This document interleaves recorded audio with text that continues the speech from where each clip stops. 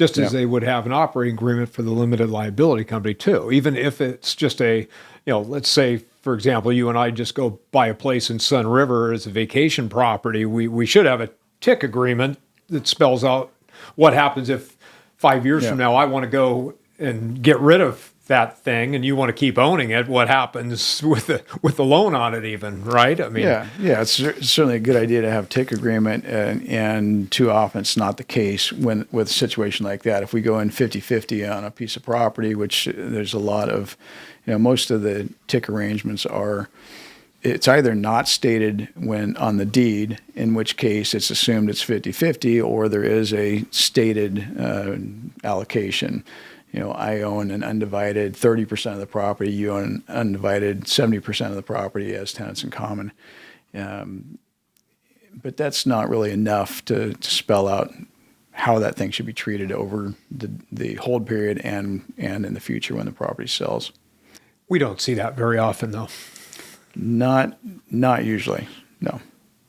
And you've got to have a lawyer that's going to be doing that. And I always like to say you got to have a lawyer that you're paying to do the work, not paying to learn how to do the work for you. Yep. And a lot of this stuff, I mean, when you're looking at any of these agreements, it's really important that you do your homework to get these things handled when you're looking at these partnerships.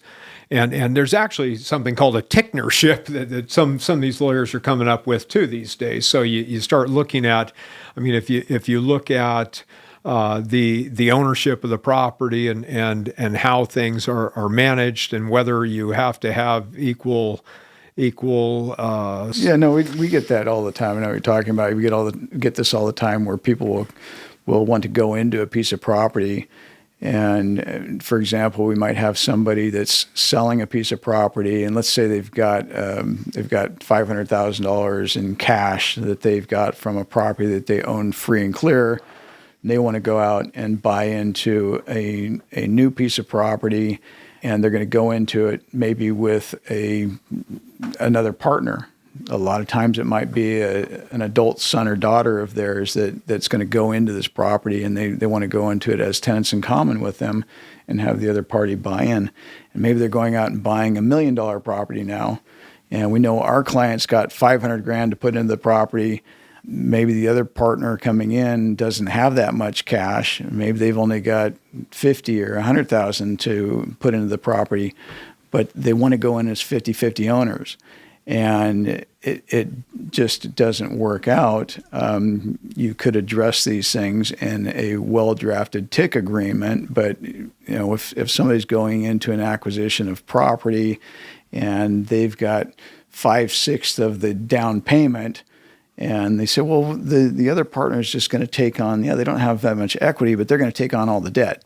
Well, if there's a lender in place, the lender is going to have both parties on the debt. And so it's hard to argue that they've got different debt obligations in this acquisition when they've obviously got different equity allocations, and if one's really a 5/6 owner, they should have 5/6 of the debt as well. So having a great partner and having a TIC agreement that has two partners with different loan to value in the same TIC.